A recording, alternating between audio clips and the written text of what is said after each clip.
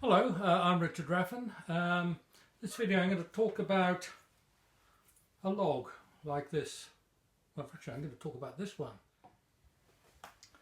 Now this is something I wouldn't normally bother with at all. It's got big splits here from the pith. A log like this will almost always split from the pith, and those, if you're lucky, will only go in maybe an inch or two. And if you're unlucky, they'll run the whole length of the thing. So we'll see what happens. So the main split here seems to be that one, and it doesn't line up with anything at the other end.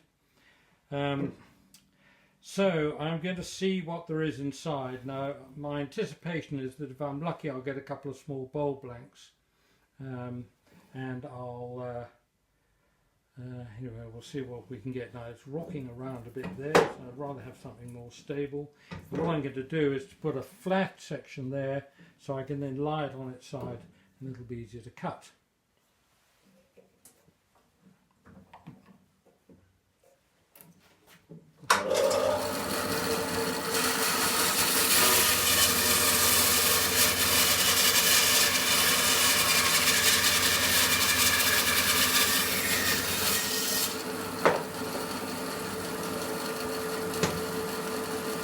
So the good news here is that that split only goes to about there, and at the other end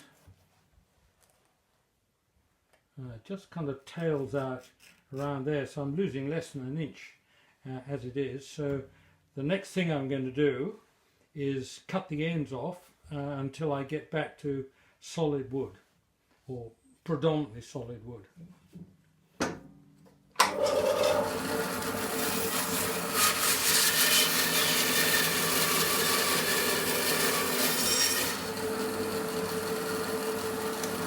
So we're now down to that, and there's a split there, little split here.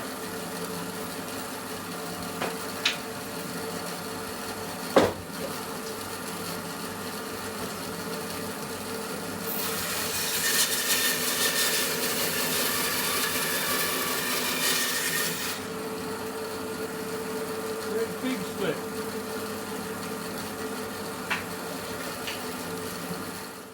Now unfortunately in this case there's a split across there. There's another one which goes from there to there, right out to there. There's one there, little one on the side. And then on the other side it looks a bit more hopeful. There's one there. There's that one all the way to the edge, that one there, and that comes through there. So that really looks like the major one. Oh, I've just spotted another little one coming in there.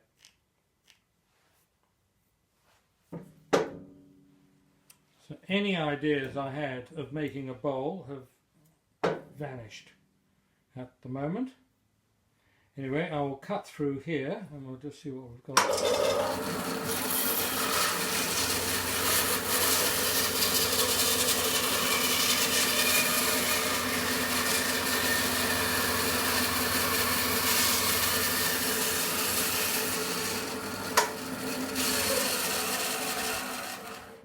There's no foot brake on this lathe, so I've got to pinch the blade to slow it quickly.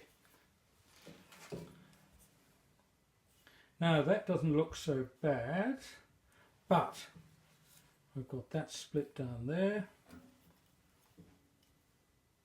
I've got that one there, that one coming in.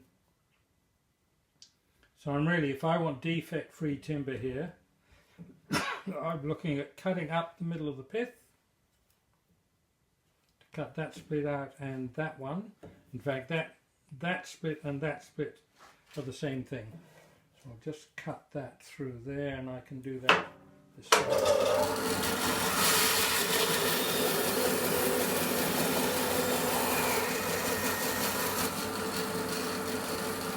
So that's clean.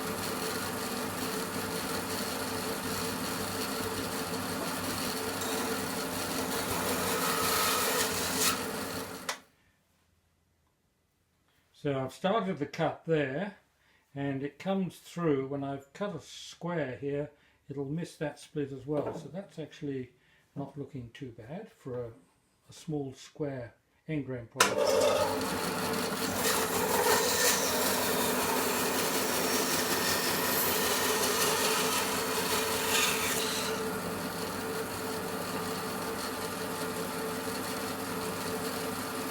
Take it down the bark.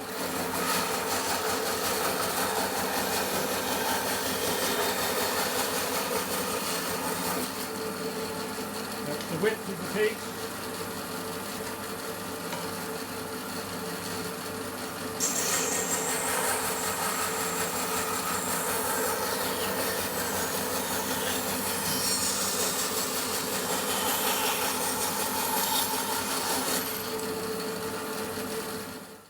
I've still got a split there, so if that's, there are two options here. One is to cut it in, so I maintain a square which cuts the split out. The split comes as far as here, so I'm inclined to put that in the chuck, and the rest is a small vase, a goblet, a little scoop. I would probably make a little scoop out of that, so I would have the bowl of the scoop would be rather like an egg cup with the piece cut off. And I've got a little handle and a handle there. And so I think that's where I would be going with that. So at least I've got one good defect-free object out of the piece. Now, look at the other bits.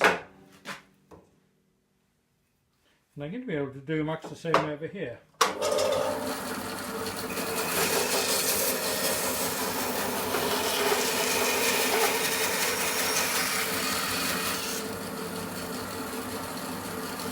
The knot is not the problem I thought it might be.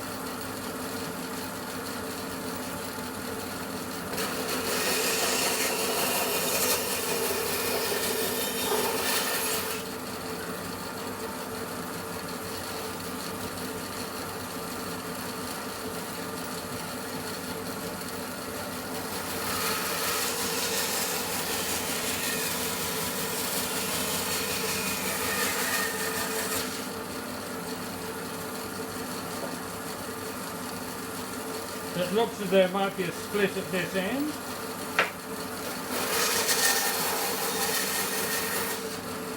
Take a thin bit off and bend it. And there it was.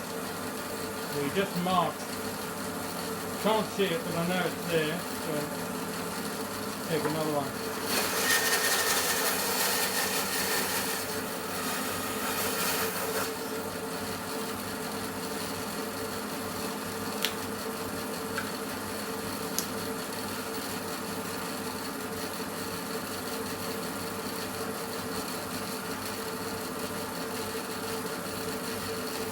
That's where the split is, even if we can't see it.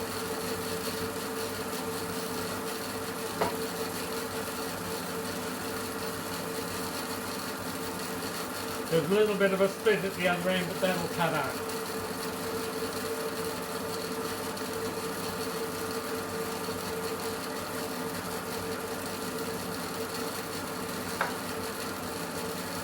So a little split here.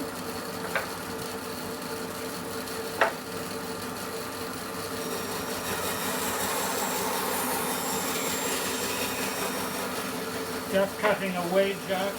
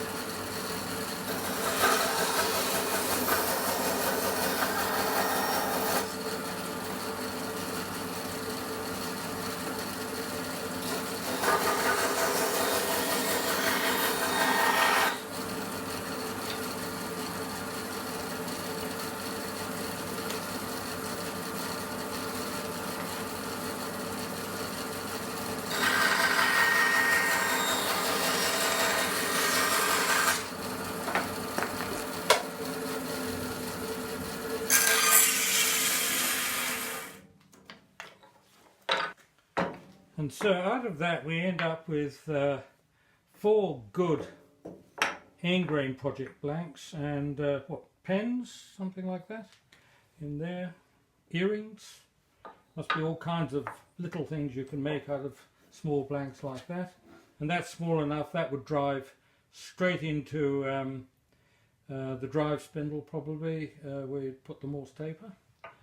And so yeah, 2, 4, 5 good little blanks.